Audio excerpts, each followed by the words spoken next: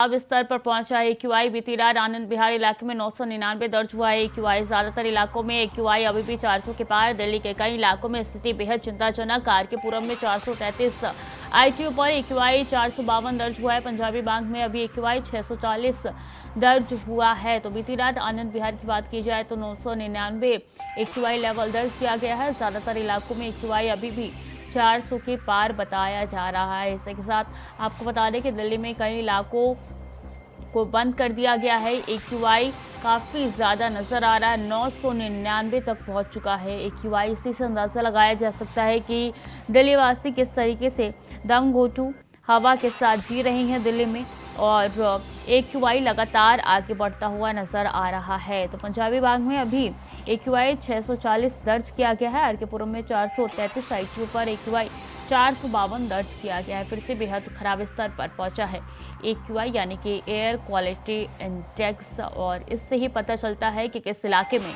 कितना वायु प्रदूषण गंभीर श्रेणी, बेहद गंभीर श्रेणी और खतरनाक इस लेवल पे बांटा गया है। और इसी से पता चलता है कि किस तरीके की स्थिति दिल्ली में है। फिलहाल की जो तस्वीरें हैं वो यही बयां करती है कि दिल्ली वासी इस वक्त सिर्फ जहर अपने अंदर ले रहे हैं, और सख्त दिशा निर्देश यहाँ पे दिल्ली सरकार की तरफ से जारी किए गए हैं, लेकिन धरातल पे कोई भी काम होता हुआ नजर नहीं आ रहा है।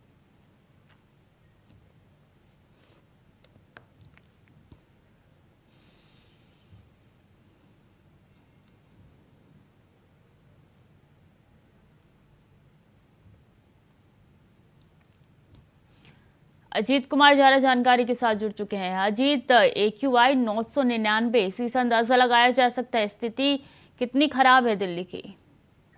जी बिल्कुल स्वीटी, बताना चाहूंगा राजधानी दिल्ली की जो आबो हवा है वो किस कदर कहीं ना कहीं बिगड़ती जा रही है वो साफ तौर पर अंदाजा लगाया जा सकता है। बीते 7 नवंबर को लगभग आनंद विहार की अगर हम बात करें तो 10 बजे करीब 999 एक्यूआई लेवल है वो पहुंच गया था। हालांकि 11 बजे के बाद उस एक्यूआई लेवल में थोड़ी गिरावट जरूर आई थी, लेकिन जिस तरीके से 900 का जो रिकॉर्ड है वो पार कर रहा है तो कहीं ना कहीं वो न केवल चिंताजनक है बल्कि काफी स्थिति ऐसी है, गंभीर है कि इसी से अंदाजा लगाया जा सकता है कि दिल्ली वासियों के लिए ये जो मौसम है, ये जो दिल्ली की जो हवा है वो कितनी जो जहरीली है वो साबित होती हुई नजर आने वाली है। जी स्थिति काम क्या कुछ हो रहा है? क्योंकि जो दिशा निर्देश निकल के सामने है वो तो 13 तारीख के बाद के हैं।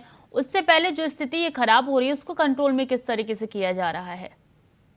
देखिए सुनी, बिल्कुल बताना चाहूंगा राजधानी दिल्ली में अगर हम बात करें तो दिल्ली सरकार की तरफ से भरसक प्रयास किए जा रहे हैं और जमीनी स्तर पर जो प्रदूषण से निपटने के लिए जो प्रयास किए जा रहे हैं वो जमीनी स्तर पर निपटने के लिए लगातार जो सरकार के जो तमाम मंत्री और तमाम जो आला अधिकारी हैं उनके साथ बैठक किया जा रहा है ताकि रणनीतियों पर काम किया जा सके और किस तरीके से जो दिल्ली में जो प्रदूषण का जो स्तर है, क्योंकि जो अभी तक जो सामने आ रहा है जिस तरीके से लगातार जो पराली जलने की जो घटनाएं हैं वो जो पड़ोसी राज्यों में जिस तरीके से पराली जलने की जो घटनाएं सामने आ रही हैं वो सबसे बड़ा जो गंभीर विषय बनता हुआ नजर आ रहा है और उसी से कहीं ना कहीं जो दिल्ली की जो हवा है वो ज्यादा जहरीली होती हुई नजर आ रही है। तो ऐसे में सबसे बड़ी जो चिंता का विषय है कि पड़ोसी राज्य में जो पराली जो जलने का जो सिलसिला है उसे रोकना लिहाजा लाजमी देखना होगा कि जो न केवल यहाँ अकेले दिल्ली सरकार को काम करना बल्कि दिल्ली सरकार को पड़ोसी राज्य जैसे हरियाणा हो गया, उत्तर प्रदेश हो गया, पंजाब हो गया, ऐसे राज्यों में कहीं ना कहीं साथ मिलकर के काम करने की जरूरत है। क्योंकि अगर मैं बात करूं बीते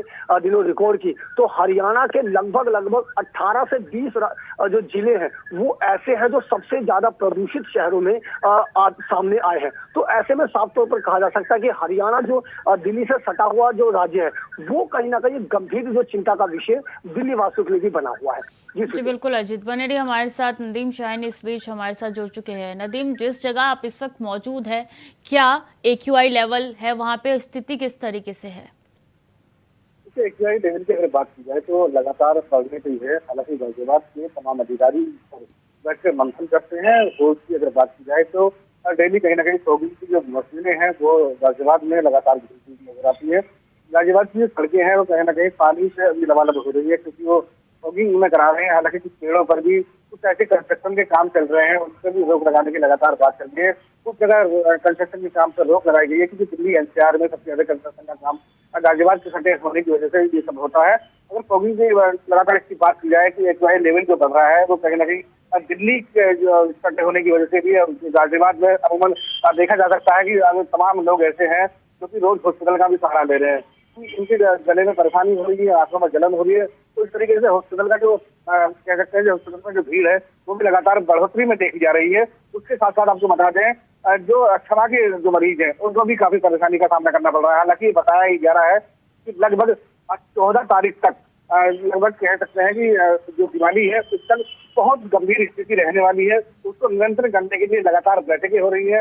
हालांकि उत्तर प्रदेश के जो स्वास्थ्य मंत्री हैं वो भी गाजियाबाद पहुंचे थे, उन्होंने भी इस पर बात की थी। हालांकि योगी आदित्यनाथ ने भी खुद इस पर बात की थी, जो मुख्यमंत्री हैं इस पर लगातार बातचीत चल रही है। लेकिन किसी भी अभी सिलसिला जो है वो लगातार इस तरीके का देखा जा रहा है कि अब बेहद गंभीर स्थिति में बिल्कुल, चाहे दिल्ली गाजियाबाद को हो देखा जा रहा है। चाहे गाजियाबाद हो, हर तरफ अमूमन यही स्थिति नजर आ रही है। बने रहने नदीम हमारे साथ है। इस बीच हमारे साथ अजय चौहान भी जुड़ चुके हैं। अजय, 999 यानी कि एक्यूआई जो है वो 999 पहुंच गया है। इसी से अंदाजा लगाया जा सकता है कि दिल्ली वासी किस तरीके से अपने अंदर जहर ले रहे हैं, ना कि सांस। बिल्कुल, देखिए जिस तरह से लगातार राजनीति पोजीशन पर हो रही है, कहीं ना कहीं नए नए बयान सामने भी आ रहे हैं, लेकिन सरकार सिर्फ बयानबाजी कर रही है, लेकिन प्रदूषण पर कंट्रोल करने के लिए कोई भी उपाय नहीं अपना रही है। लेकिन हालांकि यह है कि लगातार जगह जगह कहीं जो वीआईपी एरिया है वहाँ पर पानी का छिड़काव तो किया जा रहा है, लेकिन जो स्लम एरिया है, जो कॉलोनियां है, वहाँ के लोग किस तरह से जी रहे हैं तो उनको ही पता है। लेकिन सरकारें बहानेबाजी लगातार कर रही है। अगर दिल्ली की बात करें, एनसीआर की 999 सबसे ज्यादा खतरनाक। और मैं इस समय आरकेपुरम विधानसभा में खड़ा हूँ, जो जिला पड़ता है मालवीनगर, वहाँ पर 465 सुबह का 7 बजे का टेम्परेचर नापा गया था कि यहाँ पर 465 एक्यू लेवल है। और लगातार कई ऐसे क्षेत्र हैं जहाँ पर इससे भी ज्यादा खतरनाक है, जो कि 150 से कम से होना चाहिए। तो देखिए लगातार सरकारें वादे करती है, लेकिन सिर्फ नवंबर ये एक ऐसा महीना है जहाँ पर राजनीति पूरी तरह से तैयारी की जाती है एक दूसरे को कहने की। वही अगर बात करें पंजाब की, तो पंजाब के अंदर अभी आंकड़ा एक आया कि 2065 करीब केस ऐसे हुए हैं जो पराली के हैं।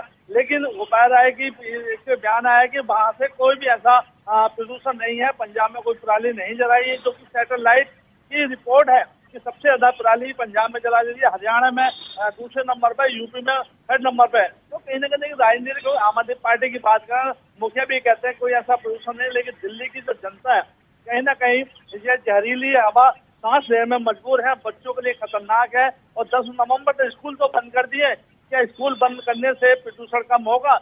ये सरकार को सोचना होगा कि सरकार का प्रदूषण कम करना है तो हमें अक्टूबर से ही इसकी तैयारी करनी होगी, तब जाकर कहीं दिल्ली का प्रदूषण कम होगा। ट्रैफिक पर कंट्रोल करना होगा, क्योंकि ट्रैफिक दिल्ली के अंदर इतना अधिक है कि निकलना मुश्किल हो जाता है, 1 मिनट के अंदर जाम लग जाता है। तो वो भी हमारे लिए सबसे ज्यादा खतरनाक है। जी बिल्कुल, काफ़ी ज़्यादा खतरनाक है। और ये जो तस्वीरें निकल के सामने आ रही है, इससे और ज़्यादा रूह कांप जाते हैं कि हम बाहर निकले तो किस तरीके से निकले। बने रहिए अजय हमारे साथ। तो देखिए, स्थिति काफ़ी भयावह हो चुकी है और अभी तो दिवाली से पहले की ये स्थिति है। दिवाली के बाद पता नहीं क्या स्थिति होगी, क्योंकि ग्रैब 4 सिस्टम जो है वो दिल्ली एनसीआर में लागू हो चुका है। और इसी से अंदाज़ा लगाया जा सकता है कि दिल्ली वासी किस तरीके से दिल्ली में रह रहे हैं।